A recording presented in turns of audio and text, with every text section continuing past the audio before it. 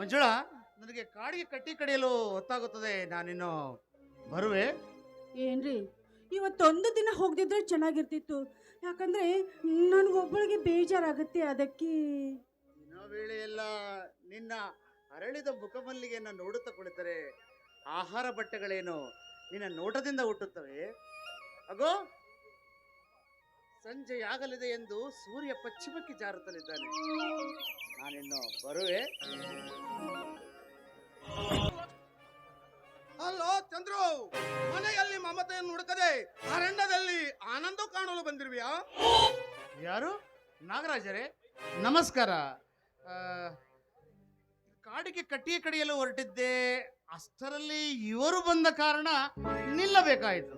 ಚಂದ್ರು, ಇವರ ಪರಿಚಯ ನಮಗಾಗಲಿಲ್ಲವೇ?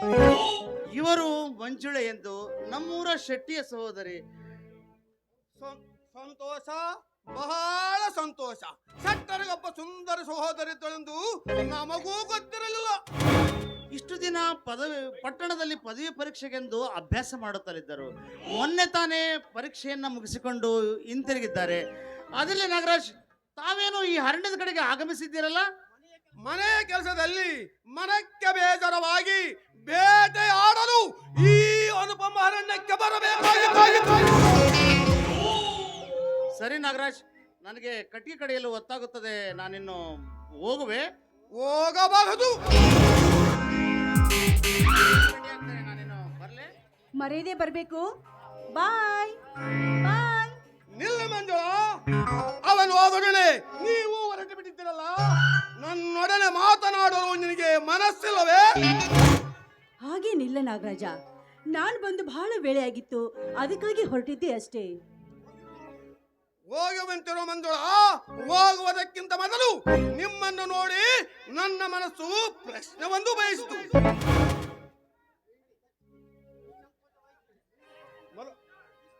ನೀ ಸಂಕೋಚವಾಗಿ ಕೇಳಬಹುದು.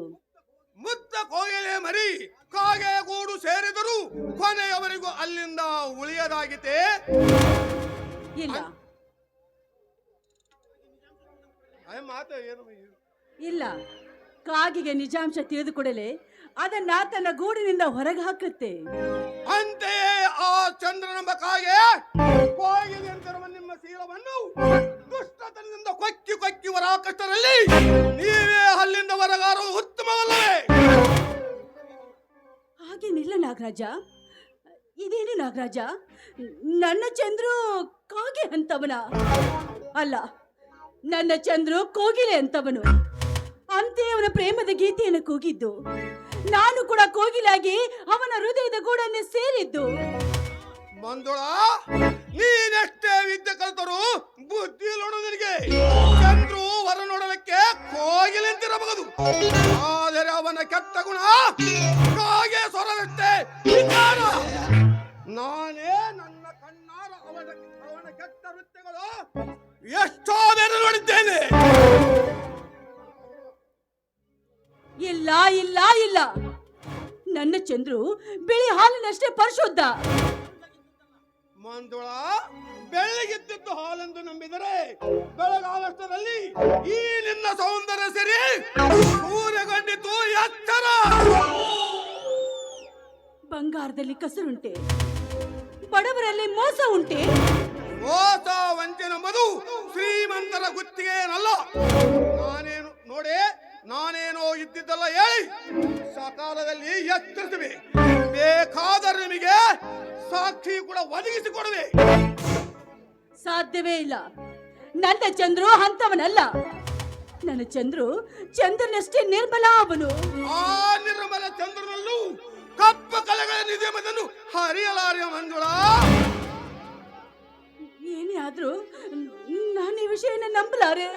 ನೀವು ನಂಬಲಿದ್ದರೆ ನನಗಾಗುವ ಲಾಭವೂ ಇಲ್ಲ, ನೀವು ನಂಬಲಿದ್ದರೆ ನನಗಾಗುವ ನಷ್ಟವೂ ಇಲ್ಲ.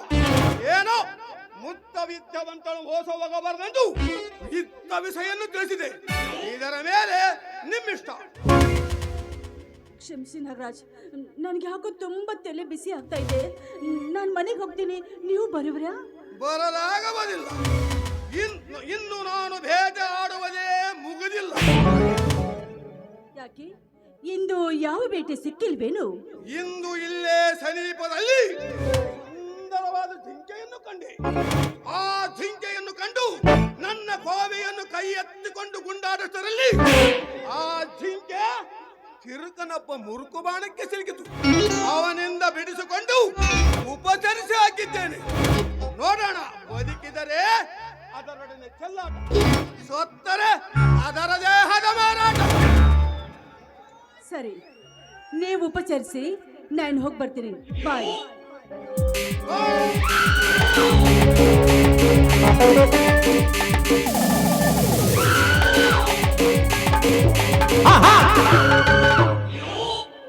ಉಪಚರಿಸಬೇಕಂತೆ.